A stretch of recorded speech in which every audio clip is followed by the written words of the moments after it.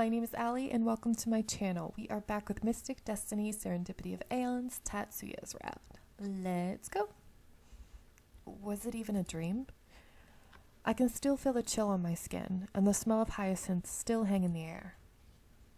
Tatsuya stands up, looking no less worried than before. I'll go back to bed then. He turns away, but before he could make a single step, I grab his arm.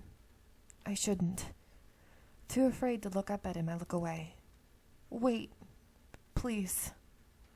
Please, just stay here a minute longer.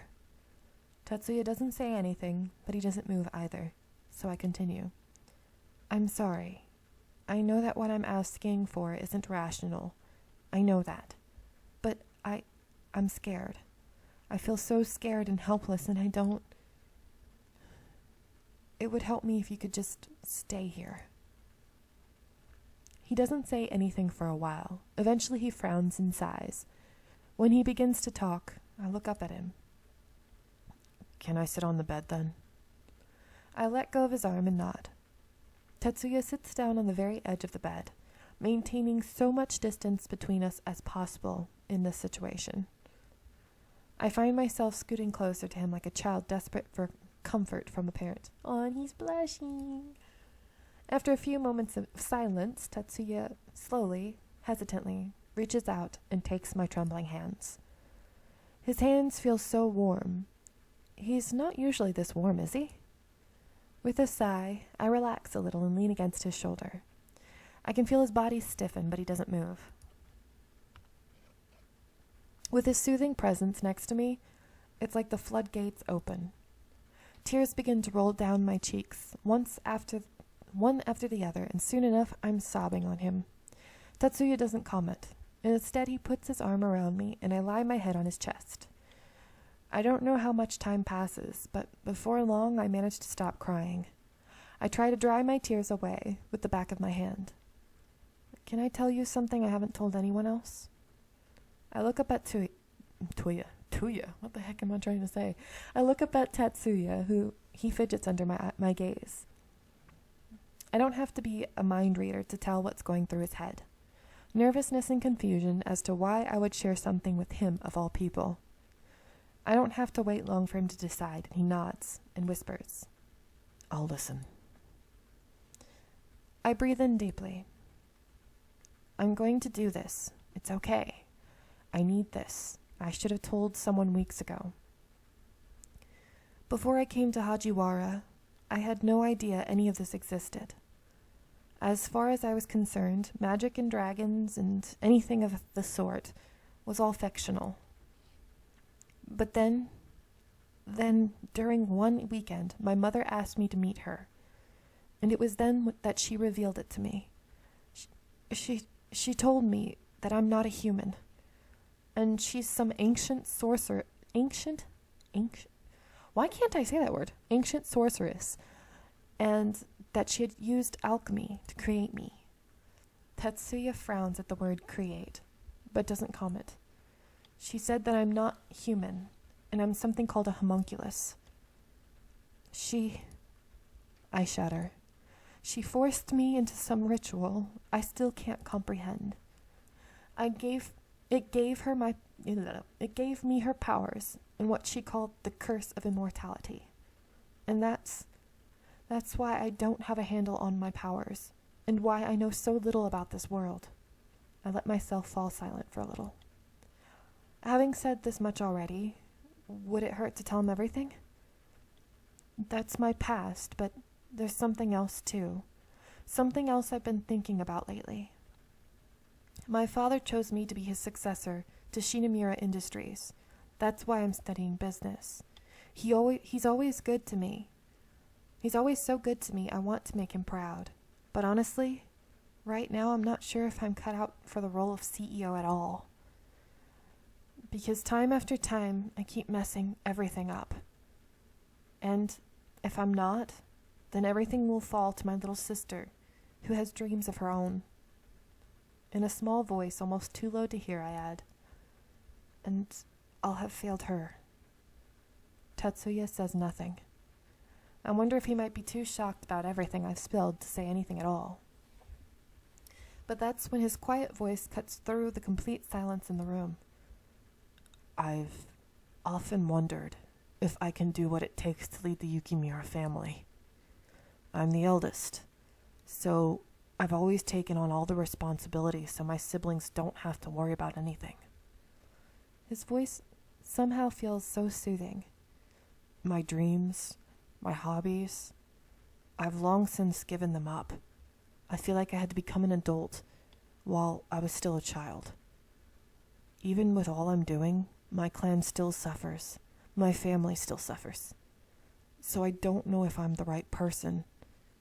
Don't know if I can tell if you're qualified. I'm not good enough yet. I make a lot of mistakes. I'm trying very hard to hear what Tatsuya has to say, but my eyes feel so heavy that I find myself fading in and out of consciousness, though always end up hurting since you. So tired. My whole body feels heavy and I lean into him, feeling comfortable. Maybe if I just close my eyes for a little? Just for a minute. What was he trying to say to you, sweetie? Why'd you fall asleep? Chapter 9. Well, the sound of the doorbell rings through the house. For a moment, I'm entirely confused as to where I am. Then I sit up, my hair flying forward. What time is it? I have classes today. Sorry, I'm trying to look at what's on my other screen too. I blink a few times at the unfamiliar room as I begin to remember where I am. Oh, that's right. Tatsuya brought me here yesterday. And I fell asleep on him. I want to pull the covers up over my head at the memory, but then I look around to make sure I'm alone. I wonder how I got back in bed anyway. Oh man, what if he tucked me in? So embarrassing. I cover my face with the sheet and twist in shame at the thought. Girl, come on, you sound like a kid, a teenager freaking out. Voices float to me through the door, and I realize I should get up and start the day. No use worrying about it. I have to face him sometime, although I could probably climb out the window. Shaking my head at my ridiculous thoughts, I get out of bed and go to the door. I carefully creep into the hallway, hoping to avoid whoever it is that's talking out there. As I get closer to the voice, I realize that it's actually two people. Tatsuya's and a female's that I'm unsure of.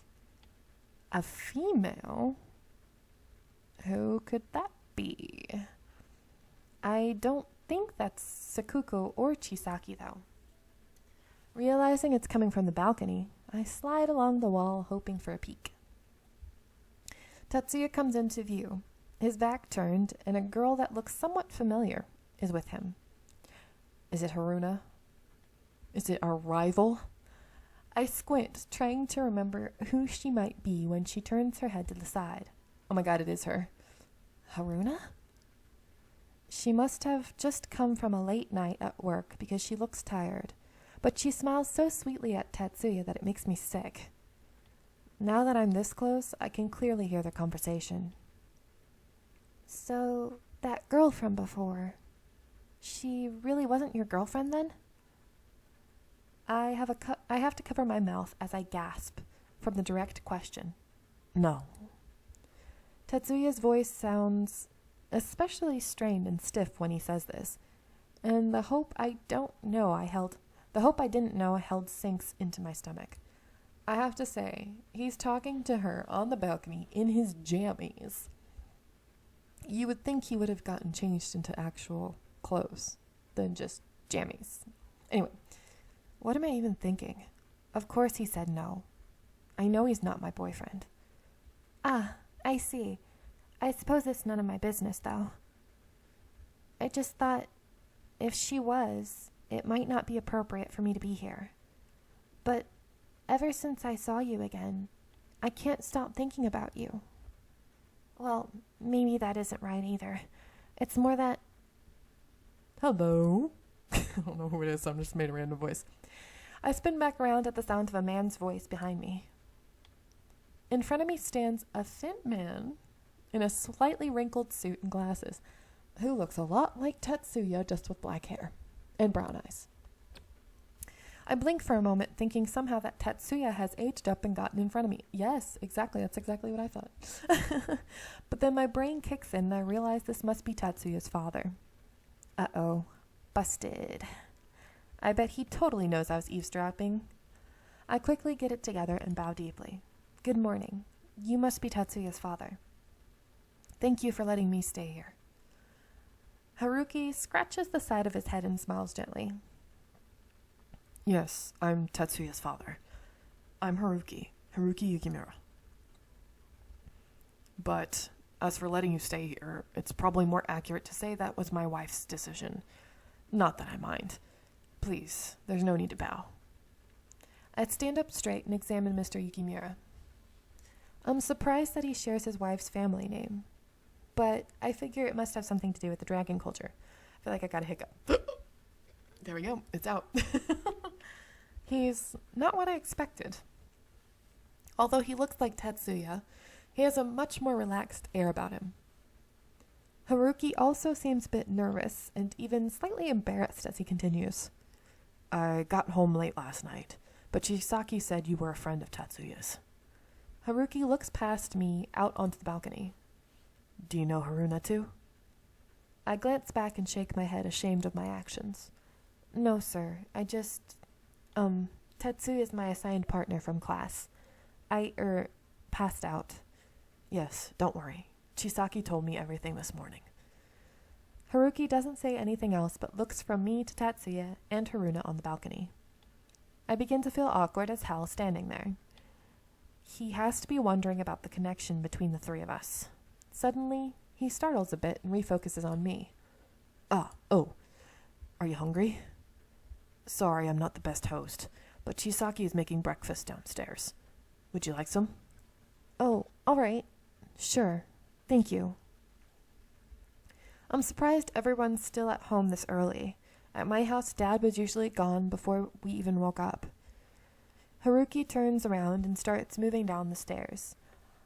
I glance back at Haruna and Tatsuya before following him. Feeling timid, I walk to the dining room table that Sakuko and Toshiyuki are already sitting at. Haruki moves past me to sit himself, and I join them. A plate is placed in front of me, and I look up to see Chisaki. Good morning, Munchie. I made this special for you, so I hope you'll enjoy it. I look down to see a fried egg, rice, and grilled fish. When I see everyone else's plates, I realize they all have the same thing. I cock my head to the side. Thank you. It's special because it's warm. Huh? We eat our food cold, remember? Oh, right. Thank you, Mrs. Yukimura. Not a problem. Wink. I begin to eat my food slowly, as to be polite, but I soon realize that it'll be impossible. It's very good. Thank you, dear. I should hope so, since I cook it in the cafe all the time. Mom, why is it that Munchie gets to sit around in her pajamas on a Tuesday? I have to go to school. She should too. Don't start, Sakuko. So you even bother her? Of course. At least she's easy to get a reaction out of. Then again, you never have any emotions, Yuki. Maybe you're even more of a robot than Tatsuya. Whatever. Sakuko, that's enough. Sorry. But it was completely valid. It was a completely valid question. Keeping up with all the different conversations, even if it's not the most pleasant topics, makes me smile. Without thinking, the words slip out of my mouth. The next words slip out of my mouth. So this is the life of a family Tatsuya grew up with. He's lucky. Lucky? How? I let out a little giggle. You two really are related, huh? I wish I wasn't. Unfortunately. It must be nice having everyone together like this every day. I think you mean annoying. Yeah, seriously. If you think this seems nice, your family must be a total downer then, Munchie. Sakuko, apologize. Sorry, that was pretty mean. No, it's all right. You're right. My family is kind of a downer. You don't have to talk about them if you don't want to, honey.